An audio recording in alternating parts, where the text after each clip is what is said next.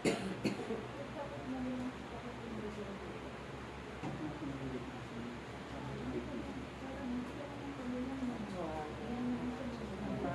kayo sapagkat ikaw ang aking kabibiling.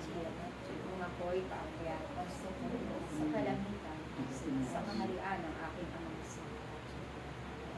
Ikaw ang aking kabibiling sa inyong lahat, sapagkat pagkakot ng kabibiling ay ito mapagpapalimpayan. Kapatid ko, hindi ganun kadaling umibigan, lalong-lalo na sa inyong mga kaawan at sa mga tao umuusig sa inyong lahat. Ngunit kung kayo ay marunong magpatawad, marunong umunawa sa mga tao na kakasala sa inyong lahat, magagawa ninyo silang patawarin. At gayon din, ang kasunod nito ay ang pag-ibig na dapat ninyong iukol sa kanila. Aking mga anak, ikaw ang naging susi ng aking tagumpay. Hinihigos at pinatawad ko ang lahat ng tao nagkasala sa akin.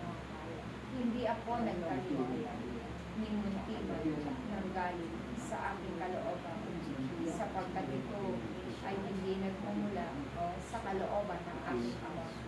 At batid ko na mga bagay na ito ay kaya nyo rin gawin, sapagkat hindi kayo magtatagumpay kung mananatili kayo sa galing.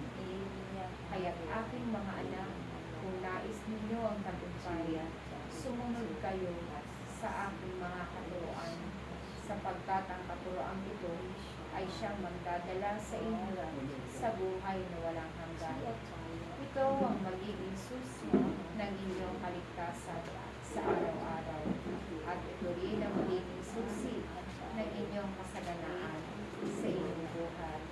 Ako ang inyong Panginoong Jesucristo na laging nagbibigay ng tagumpay sa inyong lahat, sapagkat ang nais ko, kung nasan man ako pumaroon, kayo din ay nakaparoon, sapagkat doon ay maraming silid na inihanda ang aking Ama upang inyong matiran.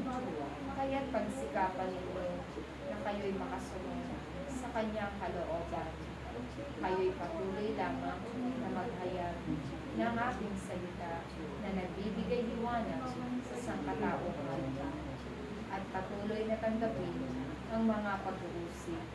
Patuloy kayong magpatawad sa lahat ng tao na kakasala sa inyong lahat.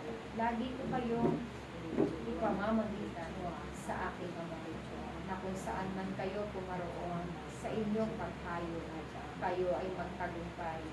Dalhin niyo rin ang kapayapaan sa bawat tahanan na inyong papasukin, sapagkat nararapat lamang na ang tumatanggap sa akin ay tatanggap din ng kapayapaan at ng kasaganaan.